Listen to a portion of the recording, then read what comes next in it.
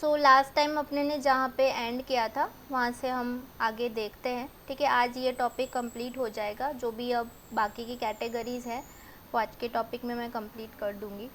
ठीक है, so last time हमने क्वाथ, कषायम या काढ़ा तक समझा था, राइट। सो आज आगे की कैटेगरी देखते हैं, दैट इज़ अर्क। ठीक है, सो अर्क is a suspension of the distillate in water having, basically ये अगर किसी ने लेबोरेटरी में देखा हो तो लेबोरेटरी में डिस्टिलेशन यूनिट होता है।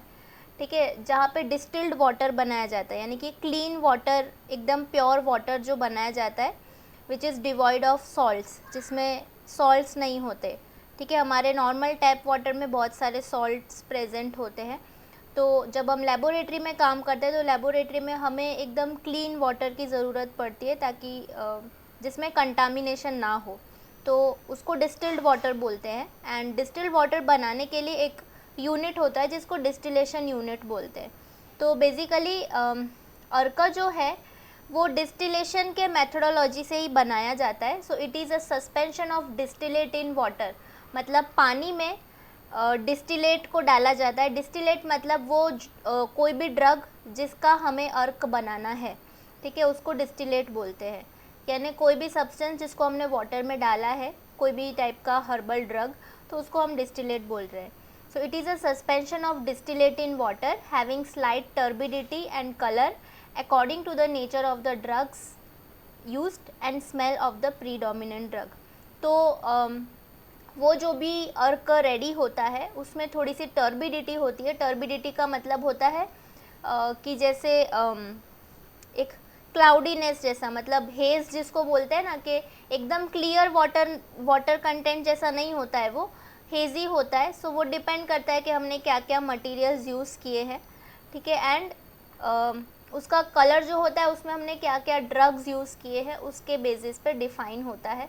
और जो भी ड्रग उसमें डोमिनेंट होता है वो ड्रग का उसमें स्मेल आता है। So that is ark. So we can say that ark is a liquid preparation obtained by distillation of certain liquids or drugs soaked in water using अर्क यंत्र। अब आयुर्वेदा में इसको डिस्टिलेशन यूनिट का नाम नहीं दिया गया। डिस्टिलेशन तो इंग्लिश वर्ड है। ठीक है, आयुर्वेदा में डिस्टिलेशन यूनिट हम ये समझ सकते हैं कि डिस्टिलेशन यूनिट जो है उसी को अर्क यंत्र नाम दिया गया है। ठीक है, तो ये जो प्रोसेस है, ये जो अर्क है, ये जो कैटेगरी है, ये एक लिक्विड प्रिपरेशन है जो हम डिस्टिलेशन के प्रोसेस से बनाते हैं, and this is done with the help of अर्क यंत्र। सो अब आज के ज़माने में पहले जो अर्क यंत्र उन लोग ने बताया था वो शायद अवेलेबल नहीं होता, तो we can nowadays use modern distillation apparatus, जिसमें से फिर अर्क बना सकते हैं। सो जो मैं डिस्टिलेशन की बात कर रही हूँ तो पहले आप लोग को थोड़ा पता होना चाहिए कि डिस्टिलेशन क्या होता है। सो बेसिकली डिस्टिलेशन वो प्रोसेस है जो इवेपोरेशन और कंडेंसेशन के बेसिक्स पे काम करता है। ठीक है, ये एक्चुअली डबल बल्ब वाला डिस्टिलेशन यूनिट है। अदरवाइज़ यूजुअली अगर सिर्फ वाटर को गर्म करके डिस्टिल्ड वाटर बनाना है तो एक ही बल्ब यूज़ होता है। बट क्योंकि यहाँ पे हम एक प्लांट मटेरियल को यूज़ कर रहे हैं और हमें उसका भी उस प्लांट मटेरियल में से हमें उसके कंटेंट वाला लिक्विड चाहिए, तो यहाँ पे 2 बल्ब्स को यूज़ किया है। ठीक है, सो ये जो है नीचे जो है दैट इज़ वाटर। ठीक है, एंड यहाँ पे हीटर होता है जिससे गर्म करते हैं। ठीक है, तो ये जो पानी है ये बॉईल होता है। अब बॉईल होता है तो ये जो स्टीम है ये ऊपर की तरफ जाएगा। ठीक है, दोनों बल्ब्स कनेक्टेड है तो स्टीम ऊपर की तरफ जाएगा, और वो स्टीम की वजह से ये जो हमने प्लांट प्रोडक्ट जो भी इसमें डाला है वो प्लांट प्रोडक्ट में से भी स्टीम निकलेगा और वो स्टीम पास होगा यहाँ से। ये जो है ये कंडेंसर है। ठीक है, कंडेंसर का मतलब होता है कि यहाँ साइड वॉल्स में वाटर का फ्लो होता है, तो कंडेंसर मतलब ऐसा इंस्ट्रूमेंट जो गर्म चीज़ को ठंडा करता है। ठीक है, तो यहाँ से जो स्टीम आएगा यहाँ से जो स्टीम आएगा वो कंडेंसर की वजह से ठंडा होगा, और वो ठंडा होने की वजह से वो जो स्टीम है एज अ ड्रॉपलेट हम कलेक्ट कर सकते हैं। ठीक है, सो दिस इज़ बेसिकली पहले इवेपोरेशन होता है, और इवेपोरेशन को हम ठंडा करते हैं कंडेंसेशन की मदद से, कंडेंसर की मदद से, जिसको हम कंडेंसेशन बोल सकते हैं। एंड कंडेंसेशन होने की वजह से हम उस लिक्विड को कलेक्ट कर सकते हैं। So this is basically the process of distillation. ठीक है, तो इस तरीके से डिस्टिलेशन कर सकते हैं। तो आजकल इस तरह के अपैरेटस होते हैं, लेबोरेटरी में कुछ इसी टाइप का अपैरेटस होता है, तो इसकी मदद से जो भी चीज़ें हम डिस्टिलेट को उसमें से हम जो भी उसका वाटर कंटेंट है, जो भी उसका ड्रग कंटेंट है, वो लिक्विड फॉर्म में हम ऑब्टेन कर सकते हैं। सो usually the required quantity of water is added to the drugs and soaked overnight। जितना भी पानी यूज़ करना होता है उसमें ड्रग ऐड करके और उसको ओवरनाइट सोक करके रखते हैं। Then next day morning it is added to अर्क यंत्र, अगले दिन अर्क यंत्र में ऐड किया जाता है, एंड उसके अलावा और थोड़ा ज़्यादा एक्स्ट्रा वाटर ऐड करते हैं। So the vapour gets condensed and it is collected in a receiver. तो एक रिसीवर कुछ भी हम वेसल जैसा रख सकते हैं, जिसमें वेपर्स जो है वो ठंडा होने की वजह से हम उन वेपर्स को कलेक्ट कर सकते हैं, और वो जो कलेक्ट करते हैं दैट इज़ कॉल्ड अर्क। सो इस प्रोसेस में कुछ एलिक्यूट्स कलेक्ट होते हैं। एलिक्यूट्स का मतलब होता है कि एक अमाउंट ऑफ वाटर में से जब हम उसको इक्वल पार्ट्स में डिवाइड कर देते हैं तो उसको एलिक्यूट्स बोलते हैं। ठीक है, तो इस प्रोसेस में बीच बीच में हमें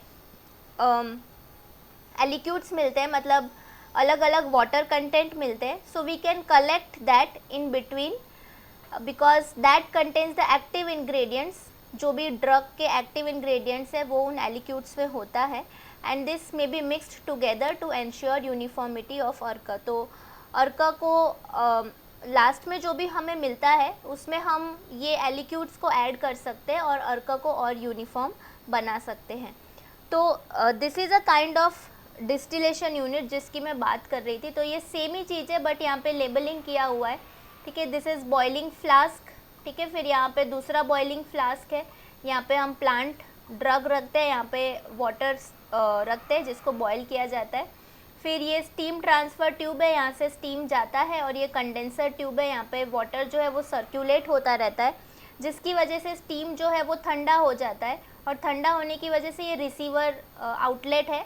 तो यहाँ से ड्रॉप बाय ड्रॉप वो जो भी लिक्विड होता है वो हम कलेक्ट कर सकते हैं किसी भी वेसल में या कोई भी ग्लास फ्लास्क के अंदर।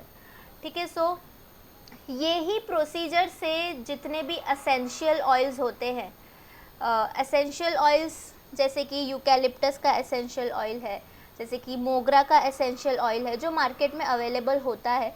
ठीक है, तो सारे ही एसेंशियल ऑयल्स कुछ इसी प्रोसेस से बनाए जाते हैं, डिस्टिलेशन प्रोसेस से ही एसेंशियल ऑयल्स बनते हैं। ठीक है, तो हम जिन्होंने भी कभी यूज़ किया हो essential oil, I think eucalyptus essential oil तो सबने ही यूज़ किया होगा। तो उसमें एकदम आप जब देखोगे तो एकदम लिक्विड जैसी कंसिस्टेंसी होती है। ठीक है, उसमें कोई ड्रग के पार्टिकल्स हमें अलग से नहीं दिखते, बट एकदम लिक्विड कंसिस्टेंसी होती है, बट उसका स्मेल जो होता है बहुत स्ट्रॉन्ग होता है, राइट। एंड डिपेंड करता है कि आपने कौन सा एसेंशियल ऑयल लिया है, तो उसके बेसिस पे उसका कलर वेरी कर सकता है। तो जितने भी एसेंशियल ऑयल्स हैं जो मार्केट में होते हैं वो सब डिस्टिलेशन प्रोसेस से ही बनते हैं, और ये सेम डिस्टिलेशन प्रोसेस हम हमारे घर पे भी कुछ थोड़ा बहुत DIY करके भी डिस्टिलेशन प्रोसेस कर सकते हैं। ठीक है, सो दैट इज़ हाउ अर्क इज़ मेड। सो अर्क जो है उसमें दो तरीके से ड्रग यूज़ कर सकते हैं, it could be wet drugs और it could be dry drugs. तो अगर वेट ड्रग हम यूज़ करते हैं, मतलब ऐसा ड्रग यानी कि ऐसा प्लांट मटेरियल जो ऑलरेडी वेट है, मतलब भीना है, तो वो ऑलरेडी भीना है तो ऑब्वियसली उसमें हमें वाटर की क्वांटिटी कम चाहिएगी उसमें से कंटेंट को निकालने के लिए। एंड अगर ड्रग अगर ड्राई है तो it will require more water, क्योंकि ड्राई है तो अभी तक उसमें मॉइस्चर नहीं है, तो वो जल्दी से अपने कंटेंट को रिलीज़ नहीं करेगा। तो इसलिए ड्राई ड्रग जो है उसमें हमने जितना भी ड्रग लिया है उसकी क्वांटिटी से हमें 10 टाइम्स वाटर यूज़ करना है, तो that is for dry drugs. And अगर वेट ड्रग है तो हमें थोड़ा सा कम पानी चाहिए, वाटर एनी हाउ चाहिए स्टीम प्रोड्यूस करने के लिए, बट हम थोड़ा कम पानी यूज़ कर सकते हैं, that is 6 to 8 times water. उसकी जितनी ड्रग की क्वांटिटी है उससे 6 to 8 टाइम्स वाटर हमको लेना पड़ता है। सो दैट इज़ हाउ अर्क इज़ मेड। तो मार्केट में इस तरीके से तुलसी अर्क मिलता है, ठीक है, अलग अलग टाइप के अर्क मिलते हैं, संधि मित्र अर्क मिलता है। तो मैंने जैसे तुलसी अर्क कोयूज़ किया हुआ है, तो दैट इज़ एकदम वाटरी कंसिस्टेंसी होता है। तो जब भी कोविड का टाइम था तो हम इसका 1-2 ड्रॉप जो है वो मटके के पानी में डालते थे, तो वो 1-2 ड्रॉप ही इतना स्ट्रॉन्ग होता है कि पूरे मटके के पानी में इसी का स्मेल आता है। सो डिस्टिलेशन की वजह से कुछ इस तरीके से हम प्रोडक्ट बना सकते हैं जिसमें यूजुअली स्मेल जो है वो बहुत डोमिनेंट होता है, हमने जो भी ड्रग यूज़ किया है उसका। सो this is called ark. So is this clear? Yes, ma'am. Yes, ma'am. So then अपने next type of herbal category में जाते हैं, दैट इज़ रस रसायन। सो ये मैंने कहा था कि मैंने लास्ट में रखा क्योंकि मुझे इसमें एक्चुअली काफ़ी सारी कैटेगरीज़ है, बट मैंने सब कुछ बहुत ज़्यादा डिटेल में नहीं डाला है, बट एक अपने आइडिया ले लेंगे कि क्या होता है हर एक टाइप की कैटेगरी, ठीक है। सो रस रसायन is any kind of Ayurvedic medicines that contain mineral drugs। तो ऐसा कोई भी आयुर्वेदिक मेडिसिन जिसमें मिनरल्स प्रेजेंट होते हैं तो उसको रस रसायन की कैटेगरी में डालते हैं। They are in either pill form और पाउडर फॉर्म, या तो पिल फॉर्म में, या तो टैबलेट फॉर्म में, या तो पाउडर फॉर्म में भी हो सकते हैं। तो बहुत सारी टाइप्स की मिनरल्स होती है, फॉरेस्ट में काफ़ी सारे मिनरल्स होते हैं, जो भी सॉइल में मिनरल्स होते हैं उनका यूटिलाइजेशन किया जाता है, जैसे कि स्वर्ण यानी कि गोल्ड, रजत, ताम्र, ठीक है, ताम्र मतलब कॉपर, वैसे ही सल्फ़र, मर्क्यूरी एंड ऐसे अलग अलग टाइप के मिनरल्स का यूटिलाइजेशन जब किया जाता है तो ऐसा जो भी आयुर्वेदिक मेडिसिन बनाते हैं उसको अर्क यंत्र उसको रस रसायन बोलते हैं। सो ये जो भी मिनरल्स हैं, first of all they are converted into bhasma form which is called kajjali. अब कजौली क्या है वो हम नेक्स्ट स्लाइड में समझते हैं तो आपको पता चल जाएगा, ठीक है। तो ये जितने भी मिनरल्स हैं इनको कजौली के फॉर्म में कन्वर्ट किया जाता है। देन इसमें और दूसरे दूसरे ड्रग्स जो ऐड कर रहे हैं वो ऐड किए जाते हैं, बट बहुत छोटी क्वांटिटी में, यानी कि माइक्रोग्राम्स, मिलीग्राम्स में क्वांटिटी ऐड की जाती है ड्रग की, and this is then mixed well and grounded to form a fine powder. तो अगर आपको पिष्टी का याद है तो पिष्टी में मैंने बताया था कि पिष्टी की जो कंसिस्टेंसी है वो it is almost like consistency of भस्म। तो यहाँ पे भी जो भस्म है, जो भी रस रसायन है, उसमें एकदम फाइन पाउडर का फॉर्म किया जाता है, एकदम फाइन, इतना कि मतलब आपके जो हाथ की लाइंस होती है उसके अंदर वो चीज़ चली जानी चाहिए।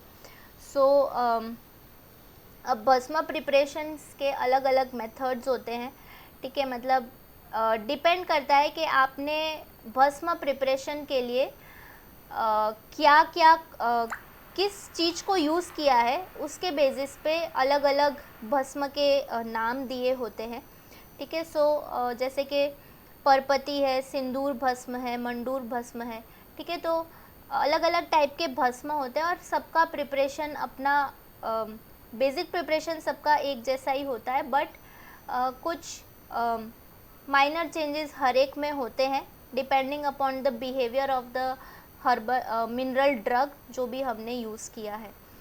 सो let us first of all understand that what is kajjali और कज्जली। ठीक है। So it is a type of मूर्छना।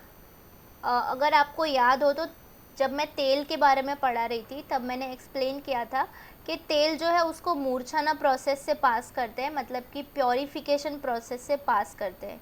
तो इन आयुर्वेदा मूर्छना मीन्स प्योरीफिकेशन, ठीक है, क्योंकि हो सकता है कि जो भी मिनरल्स है उसमें हम डायरेक्टली लेकर यूज़ नहीं कर सकते, उसमें इम्प्योरिटीज़ प्रेजेंट होती है, तो वो इम्प्योरिटीज़ को रिमूव करने के लिए हम इस जो भी मिनरल्स हैं इसको मूर्छना प्रोसेस से पास करते हैं।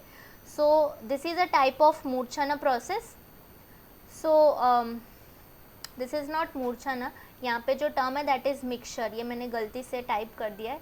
सो इस प्रोसेस में here there is a mixture of parada मतलब कि मर्क्यूरी, तो मर्क्यूरी का दूसरा नाम होता है परादा, विथ गंधक मतलब कि सल्फ़र। तो मर्क्यूरी और सल्फ़र दोनों का मिक्सचर किया जाता है इस प्रोसेस में। And so in this process mercury is ground with sulphur without adding any liquid media. Mercury और सल्फ़र पाउडर जो है दोनों को ग्राइंड किया जाता है एक साथ में with the help of motor and pastel.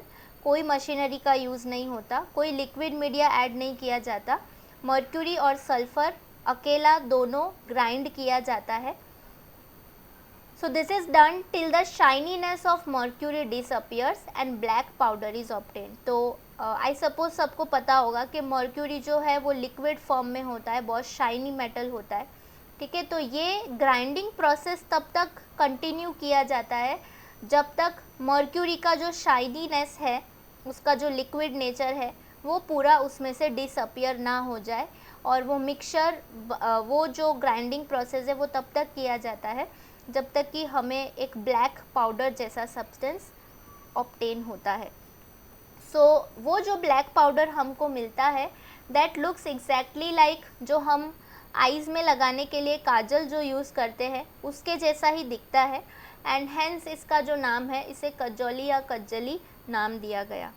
सो ये मैंने एक रिसर्च पेपर में से लिया था, ठीक है। So as you can see this is purified mercury in liquid form, ठीक है। एंड दिस इज़ ट्राइट्यूरेशन मतलब कि mixing process of mercury with sulphur. Sulphur powder जो है वो येलो कलर का होता है, तो मर्क्यूरी और सल्फ़र का जो पाउडर है उसे मिक्स किया जाता है, फिर मोटर पेस्टर की मदद से उसे ग्राइंड किया जाता है। इतना ग्राइंड करते हैं उसे कि हमें इस टाइप का कुछ ब्लैक पाउडर मिलता है, ठीक है। और मैं जो फिंगर टेस्ट बोल रही थी कि कुछ ऐसा होना चाहिए कि आपके जो लाइंस है उसके अंदर इसके पार्टिकल्स फिट हो जाने चाहिए, ठीक है। So this is the finger test for bhasma और कज्जली, एंड इस तरीके से हमें एक पाउडर प्रोडक्ट मिलता है जिसको कज्जली या कज्जौली बोलते हैं।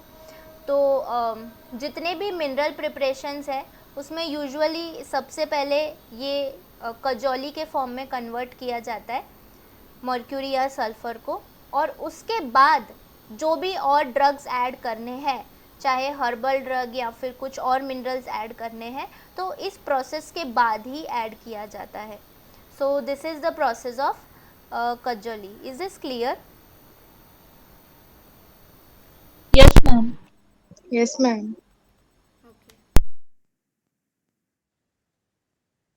So then let us now understand bhasma. So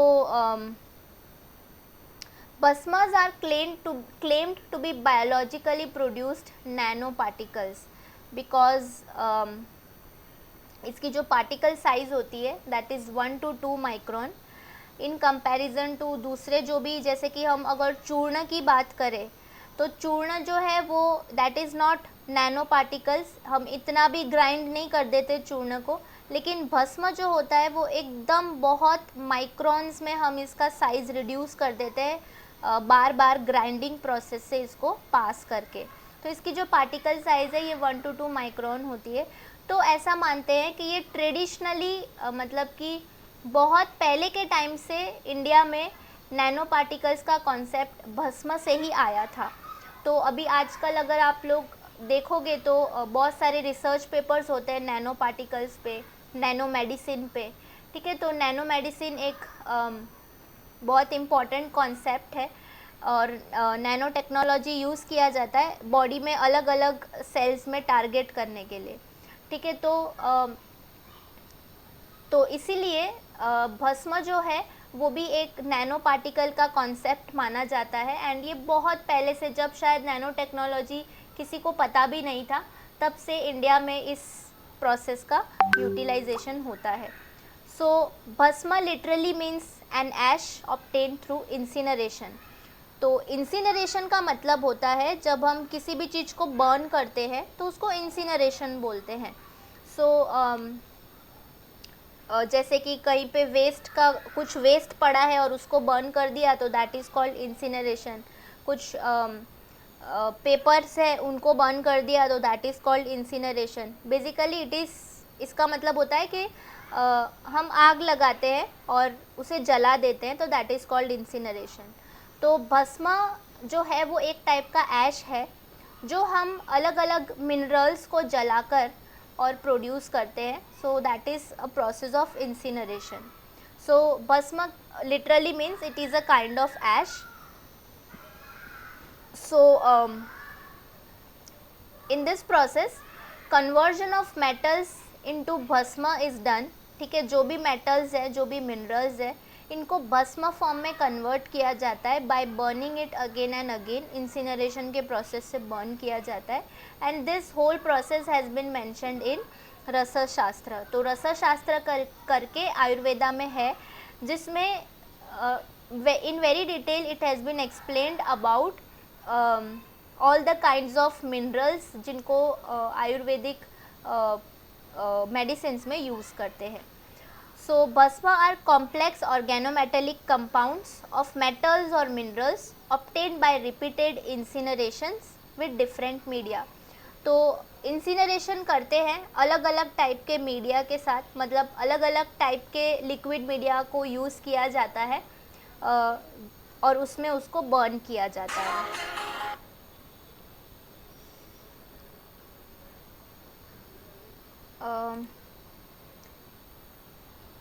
मेरी वॉइस आ रही है ना सबको?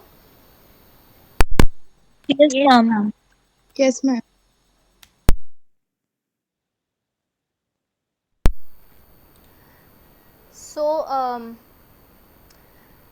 So this भस्म is well known for its effectiveness.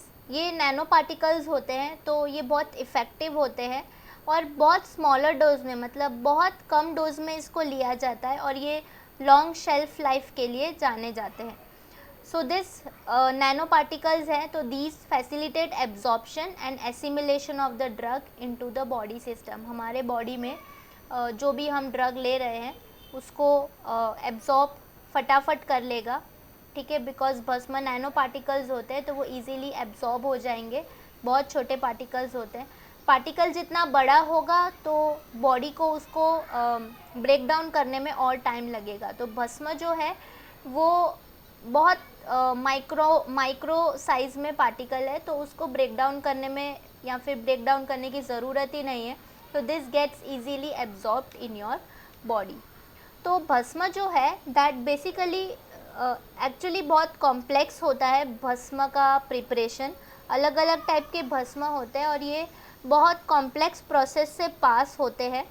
Incineration जो मैं बोल रही हूँ ये कई बार किया जाता है एंड बहुत लेबरस वर्क होता है भस्म बनाना, ठीक है। सो मैंने वो सारा प्रोसेस एक्सप्लेन नहीं किया है, मैंने जस्ट बेसिक स्टेप्स बताए हैं कि क्या 3 चीज़ें इंक्लूड होती है किसी भी भस्म के प्रिपरेशन में।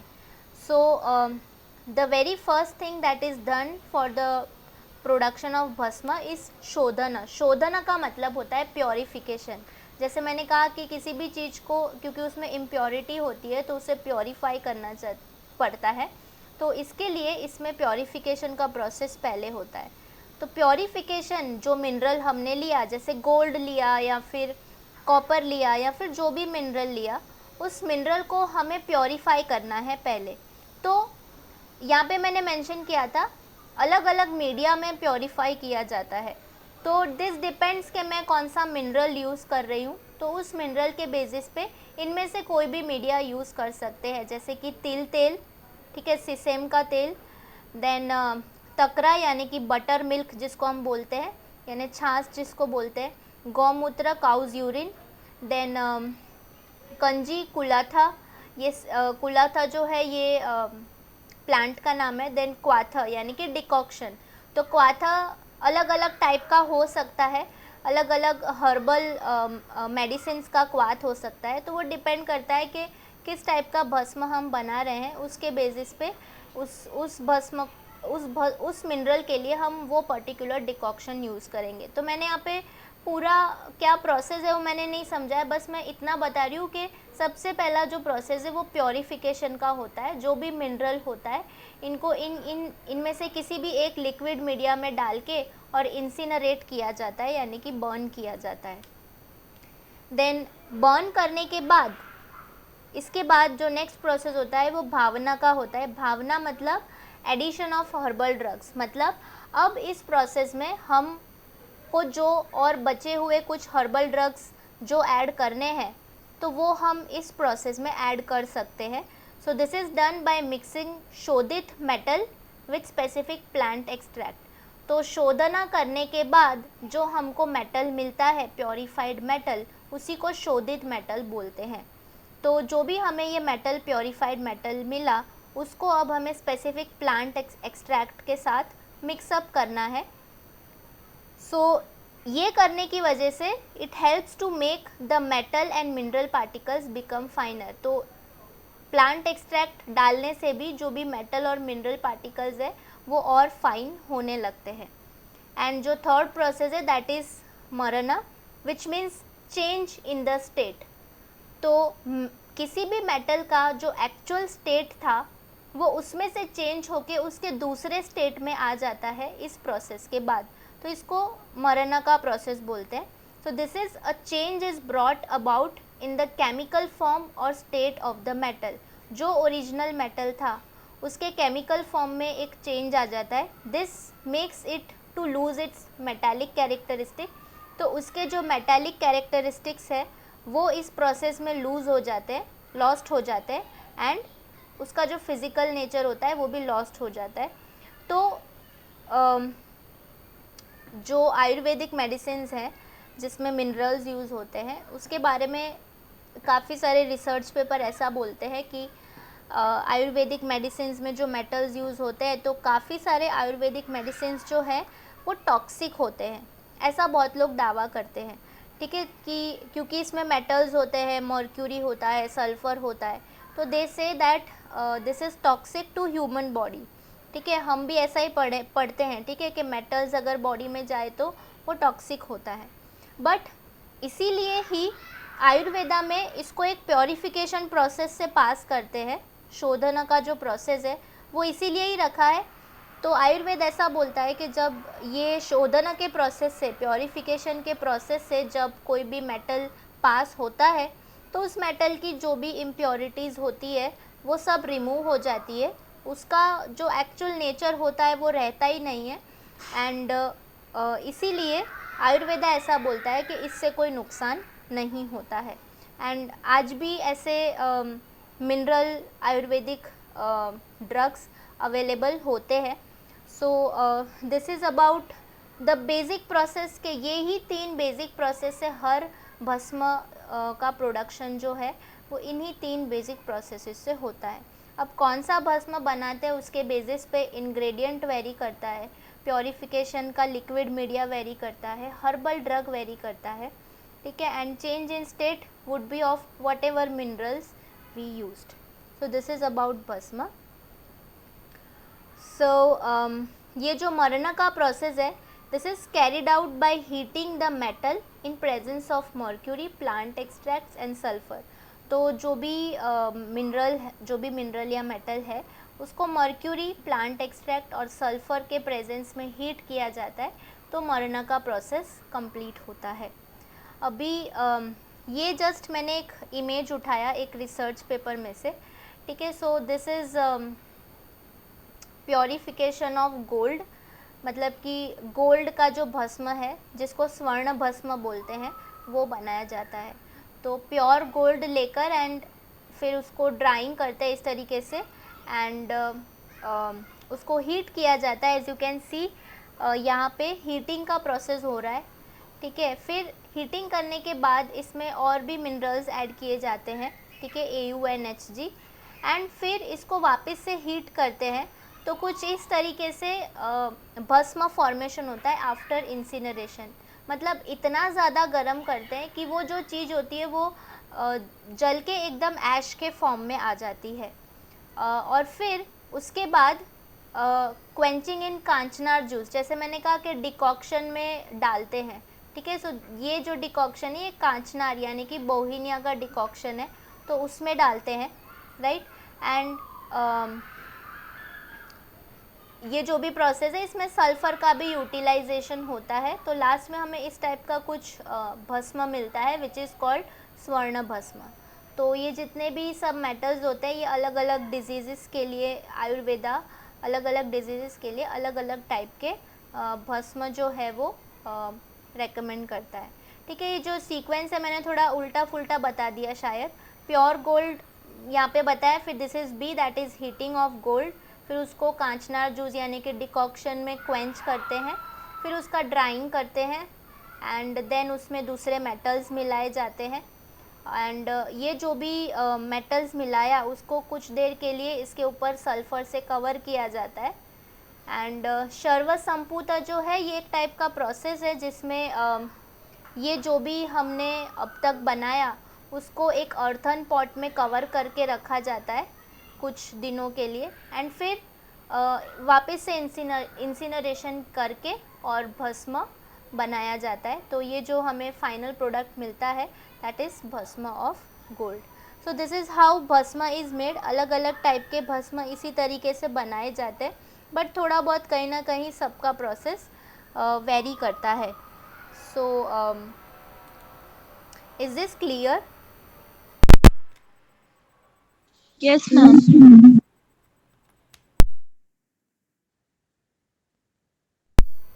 So then we move towards understanding the types of भस्म। जैसे मैंने कहा बहुत सारे टाइप के भस्म होते हैं, ठीक है। अब ये डिपेंड करता है कि हम किस में से बना रहे हैं। तो जैसे एक टाइप होता है सिंदूर भस्म, या तो उसको सिंदूरा बोलते हैं या तो रस सिंदूर बोलते हैं। So this kind of product is available in market with the name of Ras Sindoor which is made from sulphide of mercury, ठीक है। सल्फ़र और मर्क्यूरी के कॉम्बिनेशन से ही सिर्फ बनाया जाता है, तो इसको रस सिंदूर या सिंदूर भस्म बोलते हैं। वैसे ही मंडूर भस्म या लौह भस्म जो है that is a type of bhasma in which the dominant metal is iron. तो मंडूर भस्म के नाम से इस टाइप का रेड भस्म पाउडर मिलता है विच इज़ कॉल्ड मंडूर भस्म। देन थर्ड इज़ ताम्र भस्म। ताम्र जो है that is made up of copper. तो मेन जो डोमिनेंट मेटल होता है वो कॉपर होता है इसमें, तो इसको ताम्र भस्म बोलते हैं। देन अब्रक भस्म जो है that is made by mica जो है ये इसमें डोमिनेंट होता है। इसके अलावा इसमें सिलिकॉन, मैग्नीशियम, कैल्शियम ये सारे मेटल्स मिनरल्स भी होते हैं। तो आई सपोज़ के मीका जो है वो उसके बारे में सबको पता होगा। Mica is the only mineral जो सारे ही मेकअप प्रोडक्ट्स में यूटिलाइज होता है। तो मीका में से भी भस्म बनाया जाता है दैट इज़ कॉल्ड अब्रक भस्म। देन लाइकवाइज दिस इज़ श्रृंग भस्म। श्रृंग भस्म मतलब कि जो भी डियर है उसके हॉर्न्स में से बनाया जाता है, तो श्रृंग भस्म भी मिलता है। तो मैंने स्टार्टिंग में बताया था कि आयुर्वेदिक प्रोडक्ट्स में एनिमल एक्सट्रैक्ट्स भी इंक्लूड होते हैं, मिनरल्स भी इंक्लूड होते हैं। So this is an example of animal product. Then वरतिका भस्म यानी कि शेल्स। तो ये जो शेल्स है इसमें से भी भस्म बनाया जाता है, इसको बर्न करके और इसको पाउडर फॉर्म में कन्वर्ट कर देते हैं। तो दिस इज़ कॉल्ड वरतिका भस्म और कपर्दी भस्म भी बोलते हैं इसको। देन स्वर्ण भस्म अभी मैंने एक्सप्लेन किया दैट इज़ गोल्ड भस्म। एंड मकर ध्वज जो है that is a mixture of sulphide of mercury and gold mercury और सल्फर का कॉम्बिनेशन होता है, मतलब इन शॉर्ट मर्क्यूरी और गोल्ड का कॉम्बिनेशन होता है, तो मकर ध्वज नाम से भी इस तरीके से भस्म मिलता है।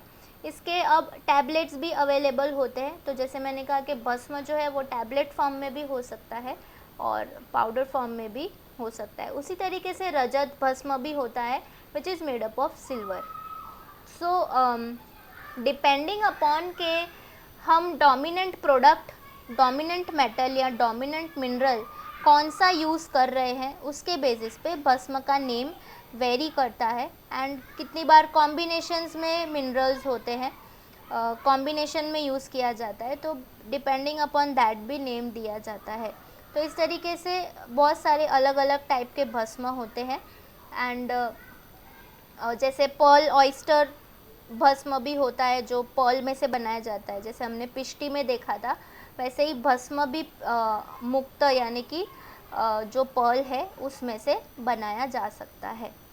So is this part clear सबको? Yes, ma'am. Yes, ma'am. Move towards next example, next type of category that is परपति। अब परपति भी एक टाइप का भस्म कैटेगरी में ही आता है।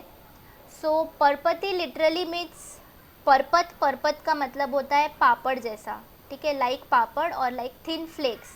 तो ये जो भी ड्रग है ये इसको थिन फ्लेक्स यानी कि एकदम पतले फॉर्म में कन्वर्ट किया जाता है, इसलिए इसको परपति बोलते हैं।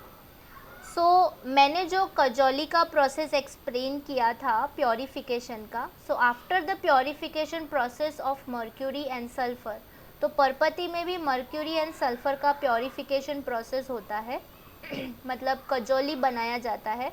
Then after the purification process जो भी कजौली मिला, the material is taken in a mortar and pestle and भस्म इज प्रिपेयर्ड। तो मोटर पेस्टल में डाल के और कजौली बनाया जाता है।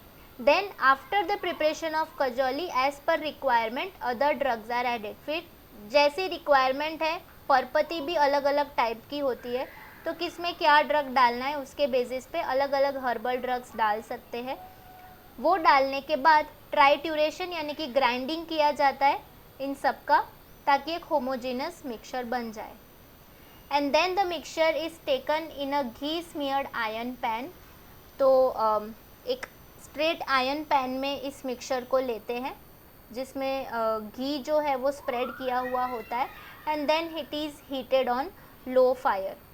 अब इसको लो फायर में इसलिए हीट करते हैं क्योंकि सल्फ़र जो है ये काफ़ी कंबस्टिबल होता है, तो अगर बहुत हाई फायर रखेंगे तो सब कुछ जल जाएगा, बर्न हो जाएगा, तो इसीलिए लो फायर में रख के और इस मिक्सचर को हीट करना है। So after some time the mixture will start melting. थोड़े टाइम के बाद जो मिक्सचर है वो मेल्ट होने लगेगा। So during that time we have to transfer the melted content to a कडाली पात्र। अब कडाली पात्र का मतलब होता है बनाना लीफ। तो बनाना लीफ जो है उसमें हमें ये मेल्टेड कंटेंट को पॉर करना है, एंड ये जो बनाना लीफ है इसको काउडंग के बेड के ऊपर स्प्रेड करके रखते हैं। सो जो कंटेंट हमने डाला बनाना लीफ के ऊपर, अब उस कंटेंट को भी कवर कर देना है with another banana leaf, and then we have to spread again some cow dung over the second leaf. So ऐसा करने के बाद हमें gently प्रेस करना है और उसे ठंडा होने देना है। So प्रेस करने की वजह से क्या होगा कि फ्लेकी सब्सटेंस बनेगा जिसको हम परपति बोलते हैं, जिसको हम निकाल सकते हैं। तो जो भी हमने भस्म प्रिपेयर किया था, फिर उसमें हमने जो भी ड्रग्स ऐड किए, जो भी ग्राइंडिंग किया, और ग्राइंडिंग करने के बाद हीट करने के बाद जो भी हमें मेल्टेड प्रोडक्ट मिला, उस मेल्टेड प्रोडक्ट को इस बनाना लीफ पे डाल देना है, ठीक है। एंड बनाना लीफ पे डालने के बाद इसके ऊपर एक और बनाना लीफ डाल देना है, प्रेस करना है एंड ठंडा होने देना है। तो कुछ इस टाइप का फ्लेकी सब्सटेंस मिलेगा जिसको परपति बोलते हैं। सो ये सब्सटेंस मिलने के बाद अभी ये कम्प्लीटली ड्राई नहीं होगा, तो हमें इसे और ड्राई करना है सन में रख के, and this is grinded and stored in air tight bottle. फिर इसको ग्राइंड करके एयर टाइट बॉटल में रखा जाता है। तो परपति जो है वो कितना अच्छे से बना उसका ये एक इम्पॉर्टेंट पॉइंट है कि जो भी परपति हमने निकाला उसमें कडाली पात्र यानी कि बनाना लीफ का ऊपर इम्प्रेशन होना चाहिए। So as you can see कि ये जो भी हमने फ्लेकी सब्सटेंस बनाया इसमें ये लाइंस पड़ रही है। These lines are the lines of the impressions of the banana leaf जिसमें इसको रखा गया था। सो दिस मीन्स के आपका जो भी प्रोडक्ट है वो सही से बना है। अगर बनाना लीफ की लाइनिंग नहीं आ रही है इसका मतलब कि बनाने में कहीं ना कहीं प्रॉब्लम आया है, right. So this is how परपति इज़ प्रिपेयर्ड। सो मार्केट में इस तरीके से अलग अलग प्रोडक्ट्स अवेलेबल है। श्वेत परपति, ताम्र परपति, ताम्र मतलब कॉपर परपति, ठीक है। वैसे ही सुवर्ण कल्प यानी कि सुवर्ण परपति यानी गोल्ड में से बनाया हुआ। सो बेसिकली परपति भी एक भस्म प्रोडक्ट ही है, पर इसको एक एक्स्ट्रा प्रोसेस में से पास करते हैं। ये इसलिए करते हैं ताकि ये जो बनाना लीफ है उसके भी कंटेंट्स, उसके भी न्यूट्रिएंट्स इसमें आ जाए, उसके लिए इस प्रोसेस से पास करते हैं। ऐसा बोलते हैं कि बनाना लीफ जो है वो भी काफ़ी सारे डिजीज़ेस को क्योर करता है, तो इसीलिए इस प्रोसेस से इसको पास करते हैं। बनाना लीफ के अलावा केवड़ा लीफ या एरंडा लीफ भी यूज़ होता है।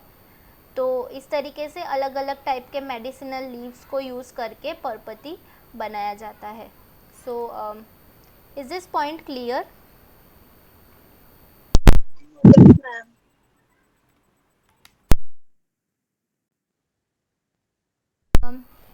We move towards the last type of herbal category of Ayurvedic products, that is Varti, Netra Bindu and Anjana.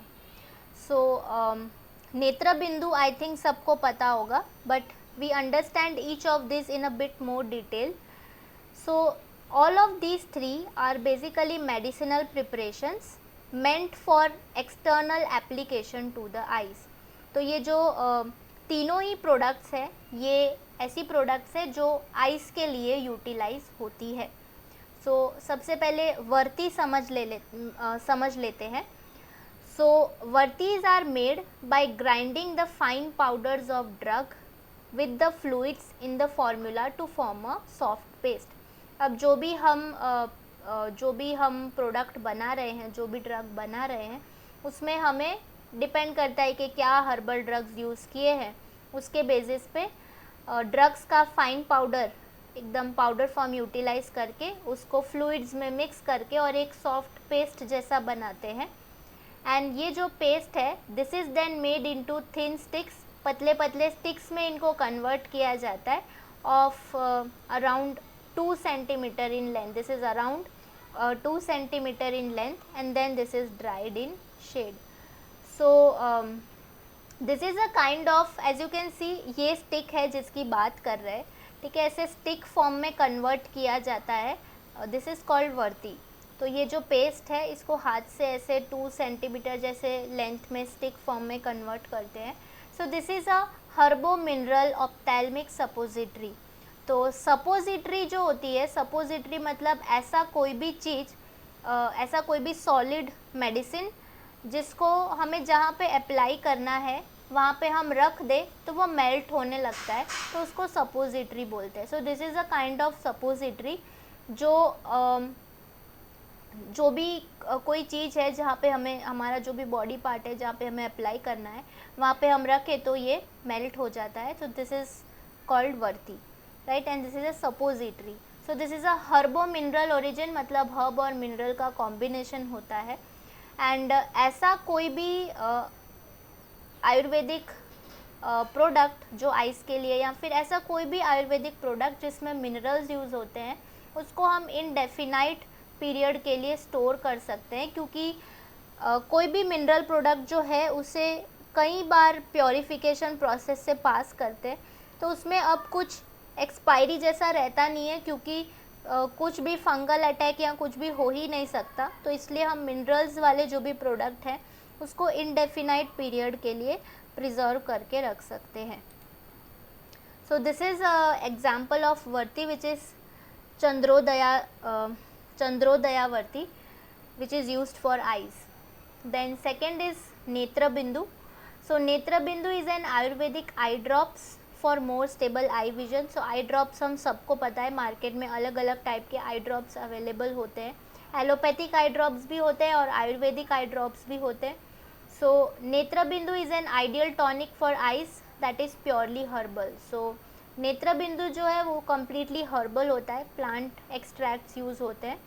So this is prepared by dissolving recommended medicinal substances in water और decoction. Water में या फिर किसी भी type के कषायम में जो भी मेडिसिनल सब्सटेंसेस हम यूज़ कर रहे हैं, जो भी हर्बल ड्रग्स यूज़ कर रहे हैं, उसको डिज़ोल्व करते हैं और इस तरीके से हमें नेत्र बिंदु मिलता है.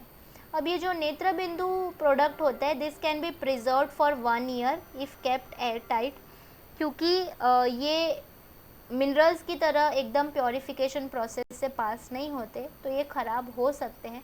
इसलिए इनकी एक्सपायरी डेट होती है and this can be preserve for around an year. तो मार्केट में अलग अलग ब्रांड नेम से अलग अलग आई ड्रॉप या नेत्र बिंदु अवेलेबल होता है.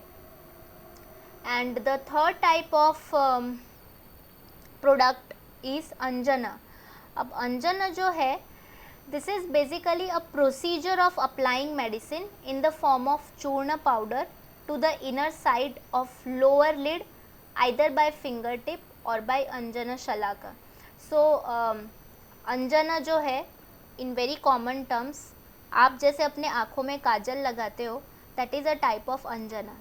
ठीक है, तो पहले के टाइम में तो हाथ से जो भी काजल है वो एक डिब्बी में आता था, उसको हाथ से लेके और फिर आइज़ में ऐसे लगा देते. सो that is a process that is described in Ayurveda, जिसको अंजना बोलते हैं. तो ये सिर्फ ब्यूटिफिकेशन के लिए नहीं होता है. आयुर्वेदा में बहुत सारी आई के डिजीज़ेस अंजना के प्रोसेस से ठीक की जाती है. So therefore this is a kind of procedure of applying medicine in the form of चूर्ण और पाउडर. बेसिकली चूर्ण या पाउडर के फॉर्म में होता है, फिर उसमें हम कुछ मिक्स करके उसे थोड़ा सेमी सॉलिड जैसा कर देते हैं और फिर हम उसे आइज़ में लगा सकते हैं to the inner side of lower lid either by finger tips और बाय अंजना शलाका. अंजना शलाका का मतलब होता है विद द हेल्प ऑफ कोई भी ऐसा स्टिक जो हम हमारे आँख में लगाते हैं, तो दैट इज़ कॉल्ड अंजना शलाका. बेसिकली टूल फॉर अप्लाइंग अंजना, right. So it is usually for daily application. ये ऐसी चीज़ होती है जो रोज़ लगा सकते हैं. सो आयुर्वेदा में अंजना जो है it helps eyes in various kinds of diseases and Ayurveda ऐसा बोलता है कि रोज़ लगाना चाहिए ताकि वो जो भी मेडिसिनल अंजना होता है वो अलग अलग दोष को बैलेंस करता है जो हमारी आइज़ में होते हैं. So basically we can say this is a type of eye ointment. तो इस तरीके से कुछ ब्लैक जैसा सेमी सॉलिड जैसा सब्सटेंस बनाया जाता है which is called anjana. So I guess कि अब हम रिलेट कर सकते हैं कि हम जो काजल लगाते हैं मार्केट में जो भी काजल मिलता है, ठीक है. सो वी डोंट नो कि उसमें क्या क्या यूज़ होता है, ठीक है. जैसे कि लैक्मे यूज़ करते हैं, मेबेलिन यूज़ करते हैं, तो वो जो कंसेप्ट है वो यहीं से आया है, ठीक है. तो उसमें एग्जैक्टली क्या क्या चीज़ें होती है शायद उस पर लिखी भी होगी बट हम पढ़ते भी नहीं होंगे.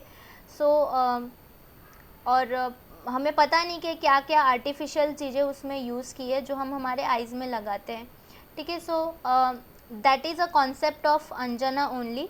तो आयुर्वेदा में अंजना जो है वो बहुत सारे अलग अलग डिजीज़ेस, आई के डिजीज़ेस के लिए anjana application as a medicine किया जाता है. So that is about the last category. अब एक आखिरी slide which tells us, which gives us an idea कि what are the certain points कि आयुर्वेदा जो है वो इतना स्प्रेड क्यों नहीं हो पाता. सो these are certain points to consider that there are n number of Ayurvedic products available. बहुत सारे, जैसे हमने खुद अभी देखे, ठीक है, बहुत सारे अलग अलग आयुर्वेदिक प्रोडक्ट्स अवेलेबल है मार्केट में, but their preparations are time consuming and laborious. So this could be because कि जैसे हमने भस्म प्रिपरेशन देखा तो इतना लंबा प्रोसेस है, इतना लेबरियस प्रोसेस है कि उसमें कितना सारा टाइम लग जाता है एक छोटी सी डिब्बी को प्रिपेयर करने के लिए. और जो भस्म की डिब्बी आती है वो अगर आपके हाथ में आएगी तो इतनी छोटी सी होगी कुछ, तो उतना सा भस्म प्रिपेयर करने के लिए कितना सारा टाइम जाता है. सो मे बी इसकी वजह से हम ज़्यादा आयुर्वेदिक प्रोडक्ट नहीं बना सकते. देन अगर हमें मास प्रोडक्शन करना हो तो we need more plant products. हमारे पास उतना ज़्यादा प्लांट प्रोडक्ट अवेलेबल होना चाहिए. And minerals required for mass preparation. तो जो भी मिनरल्स हम यूज़ कर रहे हैं, जो भी प्लांट प्रोडक्ट्स यूज़ कर रहे हैं, वो हमारे पास इनफ क्वांटिटी में अवेलेबल होना चाहिए. अगर हमें इतना आयुर्वेदिक प्रोडक्ट बनाना है कि पूरा वर्ल्ड तो जाने दो, पूरे इंडिया में या पूरे गुजरात में अच्छे से सिर्फ आयुर्वेदिक प्रोडक्ट ही अवेलेबल करवाना है, एलोपैथिक बंद कर देना है, तो हमें कितना सारा प्लांट प्रोडक्ट और मिनरल्स का ज़रूरत पड़ेगा. So this could be a reason. Then कुछ प्रोडक्ट्स ऐसे हैं जो एनिमल स्पीशीज़ यूज़ करते हैं, कुछ प्रोडक्ट्स ऐसे हैं जो एनिमल स्पीशीज़ के प्रोडक्ट्स यूज़ करते हैं. जैसे कि हमने देखा था कि पर्ल यूज़ होता है, ठीक है, मुक्त पिष्टि में पर्ल यूज़ होता है, तो वो ओरिजिनल पर्ल तो ढूंढने जाना पड़ेगा पहले, राइट. एंड कितना कलेक्ट कर पाएंगे, कितना अवेलेबल होगा. सो this is a very time consuming laborious work. And इसी की वजह से और जैसे कि एनिमल स्पीशीज़ हम यूज़ करें, जैसे कि कोरल्स यूज़ करें, एंड जैसे डियर का जो हॉर्न है, जैसे हमने देखा श्रृंग भस्म बनता है तो डियर का हॉर्न यूज़ करें, ठीक है, तो उसके लिए एनिमल को हार्म करना पड़ेगा. So that will lead to poaching. So maybe ये भी रीज़न है कि ये सारे प्रोडक्ट्स हम इतनी ईजीली नहीं बना सकते. देन ये तो हमेशा ही है कि there is ever increasing population, ठीक है, पॉपुलेशन इतनी ज़्यादा इंक्रीज़ होती जा रही है. एंड जो भी पॉपुलेशन है, most of them don't look into the prevention part. ज़्यादातर लोग अनअवेयर है कि हमें डिजीज़ ना हो उसके लिए हम क्या काम करें, वो ज़्यादातर लोग सोचते ही नहीं हैं, ठीक है, और सब लोग अपनी लाइफस्टाइल ऐसे ही जी रहे हैं. तो because of this ultimately disease होते हैं. एंड इतने सारे लोगों को डिजीज़ होता है कि there is a need of fast cure. सबको क्विक क्योर चाहिए, जो आयुर्वेदा के अकॉर्डिंग पॉसिबल नहीं है. Ayurveda takes its own time. Ayurveda में टाइम लगता है, किसी भी ट्रीटमेंट में आपको वेट करना पड़ता है, जबकि एलोपैथिक में हमें क्विक रिजल्ट्स मिलते हैं. So these could be the reasons के आयुर्वेदा जो है, आयुर्वेदिक प्रोडक्ट्स जो है, हम किसी मेडिसिन शॉप में भी जाए तो अगर तुम्हें आपको आयुर्वेदिक प्रोडक्ट चाहिए तो वो आपको है ना ऑर्डर करना पड़ता है कि मेरे लिए ये प्रोडक्ट लेकर आना, क्योंकि कोई लेता ही नहीं है तो फिर शॉपकीपर के पास वो चीज़ होती ही नहीं है, क्योंकि ऑब्वियसली उसका इतना प्रोडक्शन नहीं है और इतनी डिमांड नहीं है. बट जैसे मैंने कहा, क्योंकि अब एलोपैथिक में साइड इफ़ेक्ट्स होते हैं तो लोग they prefer to adapt Ayurveda but Ayurvedic products. But still हर चीज़ में कुछ साइड इफ़ेक्ट्स होते हैं, कुछ ड्रॉबैक्स होते हैं, कुछ फ़ायदे होते हैं. तो उसी तरीके से मे बी यही रीज़न है कि आयुर्वेदा इतना हर जगह पे फैल नहीं पाता, ठीक है. So with this we come to the end of the lecture. ये टॉपिक यहाँ पे ख़त्म होता है. एंड मैं कोई आयुर्वेदा में प्रो नहीं हूँ, ठीक है, मुझे खुद को इतना कुछ पता नहीं था इसमें. बट आप लोग को समझाते समझाते मुझे भी, आप लोग के लिए करते करते मेरा भी कहीं ना कहीं काफ़ी कुछ मुझे भी पता चला, काफ़ी कुछ मुझे भी नॉलेज मिला, ठीक है. तो फिर भी कुछ क्वेश्चन पूछना है तो पूछ सकते हो. बाकी with this we end the lecture.